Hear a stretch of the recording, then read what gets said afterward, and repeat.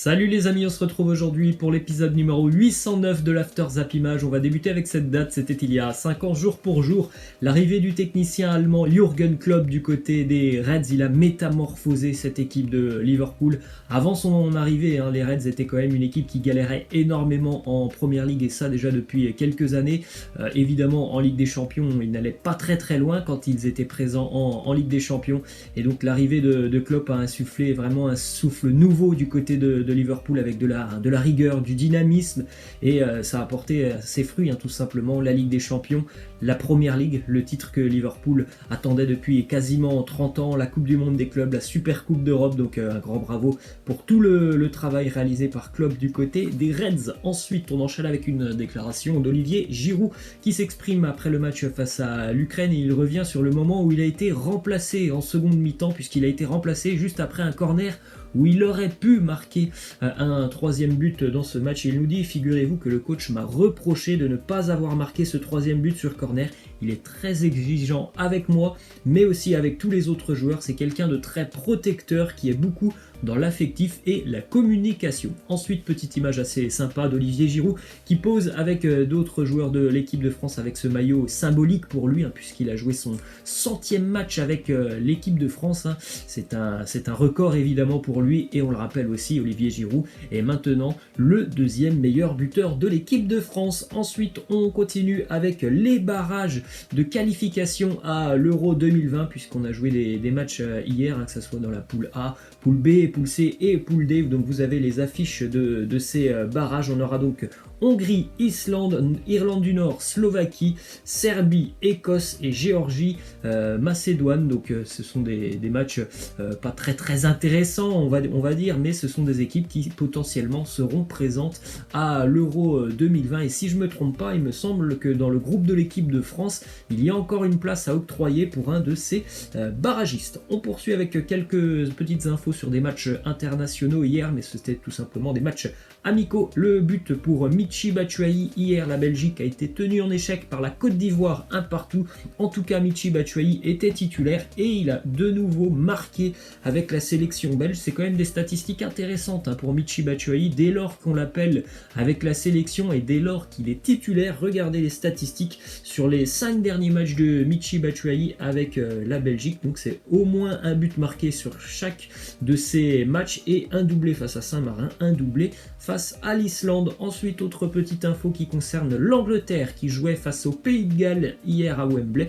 Victoire des Anglais 3-0 avec notamment un but pour Dominic Calvert-Lewin, l'attaquant très en forme d'Everton qui célébrait hier sa première sélection avec les Three Lions. Il l'a célébré de la meilleure des manières. Premier tir dans le match et premier but pour Dominic Calvert-Lewin. A noter aussi un but pour Danny Ings, l'attaquant de Southampton. On enchaîne ensuite avec les résultats et les premiers résultats des qualifications sud-américaines au Mondial 2022 au Qatar. Là on parle bien des qualifications pour la Coupe du Monde. C'était cette nuit, l'Argentine bat l'Équateur 1-0 grâce à un penalty de Léo Messi au bout de 10 minutes de jeu. L'Argentine a été quand même assez poussive sur son match. La victoire de l'Uruguay face au Chili 2-1, et victoire uruguayenne à la 93e sur un but de Maxi Gomez. Et puis match nul entre le Paraguay et le Pérou, 2 buts partout. Les Brésiliens entreront en scène ce soir. Ensuite on continue direction Lyon et l'OGC Nice, départ de Jeff René-Adélaïde qui a été présenté hier sous ses nouvelles couleurs par l'OGC Nice. Donc c'est peut-être la bonne solution pour lui pour trouver plus de temps de jeu, même si je pense qu'on n'a pas beaucoup aimé la manière dont il a fait comprendre à l'Olympique Lyonnais qu'il ne voulait plus continuer avec l'OL. Mais bon, voilà, c'est fini. Jeffrey Nadalaï n'est plus du côté de Lyon. C'est un joueur niçois, en tout cas, il s'exprime et il nous dit du côté de Lyon, il n'y avait aucun souci avec Rudy Garcia. On a eu une discussion après mon interview et la sienne. J'étais blessé et malheureusement, je n'étais pas apte pour jouer avec l'équipe. Pour lui, ce qui a posé problème, c'est plutôt la communication avec notamment Juninho, le directeur sportif, ainsi peut-être que le président Jean-Michel Aulas. On enchaîne avec une déclaration d'Hatem Ben Arfa, tout fraîchement arrivé Du côté des Girondins de Bordeaux, il nous en dit un peu plus sur son arrivée du côté de Bordeaux. Il nous dit: dès que j'ai vu que l'entraîneur était Jean-Louis Gasset, j'avais envie de venir pour travailler avec ce coach. J'aime sa philosophie, l'homme et l'entraîneur. Ça reste un club historique, un grand nom du championnat de France, et donc il n'y a pas eu de difficulté à venir pour moi, en espérant évidemment que Hatem Ben Arfa sera convaincant, qu'il va réussir son passage tout simplement du côté de Bordeaux, mais ça reste quand même pour le moment un gros point d'interrogation après toutes ces années où il n'a quasiment pas joué au foot. Il va falloir revenir déjà en forme physiquement. Ça peut prendre du temps, mais j'espère évidemment que ça se passera bien pour lui avec les Girondins. On continue avec cette petite info qui concerne le club de Luznac. Je pense que vous vous souvenez tous de cette affaire. En 2014, Luznac est champion de national. Luznac a gagné sa place sur le terrain pour participer au championnat de Ligue 2. Cependant, la Ligue de football professionnel avait refusé à Luznac la possibilité de monter en Ligue 2. Et bien hier, le Conseil d'État a validé la décision de la Cour administrative de Bordeaux qui avait reconnu que la LFP n'était pas en droit de refuser la montée en Ligue 2 à Luznac.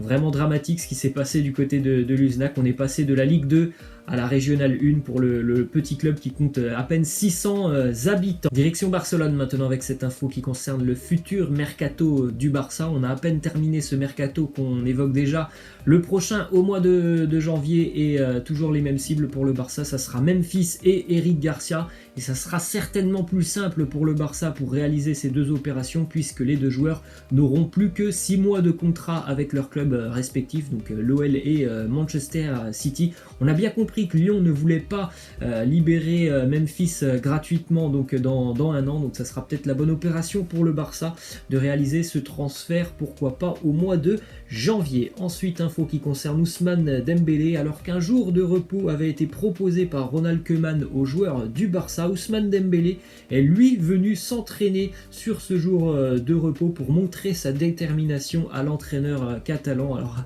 après, avec Dembélé c'est toujours pareil, je crois que c'est pas la première fois qu'il vient travailler sur un jour de repos, mais voilà, 2 semaines plus tard on le voit par contre arriver en retard à l'entraînement, donc c'est un problème un peu de sérieux quand même pour Ousmane Dembélé, même s'il a certainement de la motivation. Il faut l'avoir tous les jours et il faut être régulier, c'est pas toujours le cas pour Ousmane Dembélé. Ensuite, cette mauvaise nouvelle et mauvaise surprise pour Cristiano Ronaldo avec la sélection portugaise, puisque lorsque que Cristiano Ronaldo était sur le terrain pour affronter l'Espagne il y a 2 jours, et bien dans le même temps son domicile à Madère a été cambriolé. Cristiano Ronaldo s'est fait voler notamment un maillot de la Juventus signé par lui-même, et il a aussi perdu quelques autres objets mais qui n'avaient pas beaucoup de valeur. Ensuite, on a une déclaration de Karim Benzema justement sur ses années avec Ronaldo. Il nous dit: à cause de Cristiano et au fil des années, j'ai changé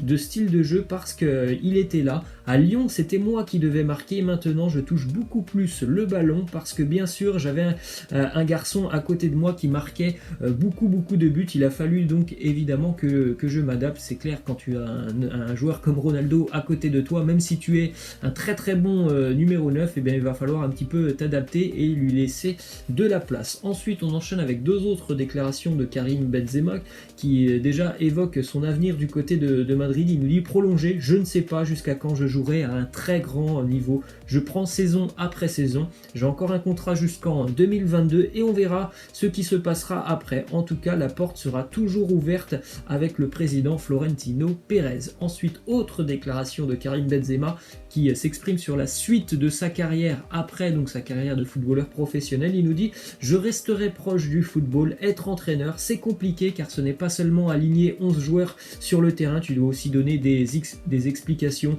être proche des supporters. J'aimerais, mais je reconnais que c'est beaucoup de travail. Évidemment, tu ne passes pas du camp du joueur de football à entraîneur en l'espace de 2 mois. Il y a beaucoup de diplômes, beaucoup de préparation à faire avant de faire tout simplement le grand saut. Ensuite, on prend la direction de l'Italie avec cette petite info qui concerne la Roma qui aurait publié un rapport catastrophique sur son bilan financier. le club italien aurait perdu près de 200 millions d'euros sur la saison 2019-2020. On rappelle d'ailleurs que la Roma a été vendue il n'y a même pas un mois à un fonds d'investissement américain. Info du côté du Milan, et c'est pas une très bonne nouvelle pour Zlatan Ibrahimovic qui est toujours positif au Covid-19. Pour rappel, le Suédois a été placé à l'isolement le 24 septembre. Il y a déjà donc plus de 2 semaines pour Ibrahimovic, et malheureusement pour le moment les tests de Zlatan ne se révèlent toujours pas être négatifs. On continue du côté de l'Angleterre et plus précisément Arsenal, où Mesut Özil n'a pas été inscrit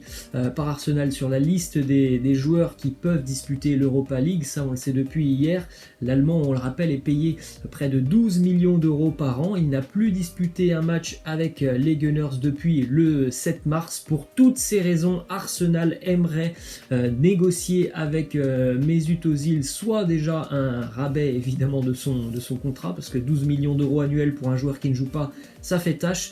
Soit même, d'après certaines infos en Angleterre, Arsenal aimerait tout simplement résilier le contrat de Mesut Özil. Donc on verra ce qui se passera dans les prochains jours. En tout cas, c'est une situation très très délicate pour Mesut Özil. Petite image assez sympa hier d'Edouard Mendy qui est retourné au club de ses débuts, le Havre Cocrioville. C'est un club qui lui a permis donc de connaître ses premiers moments dans le football. Là, Edouard Mendy, il ne l'a pas oublié. Il était hier de retour donc dans ce club, évidemment.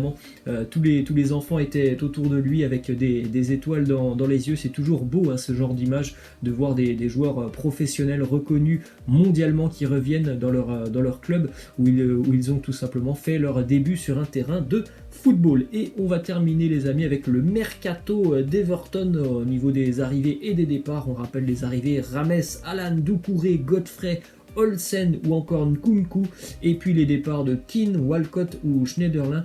Laissez-moi en commentaire une petite question sur Everton cette année en Première Ligue. Est-ce que vous pensez que les Toffees peuvent pourquoi pas s'immiscer dans la course au top 4 en PL?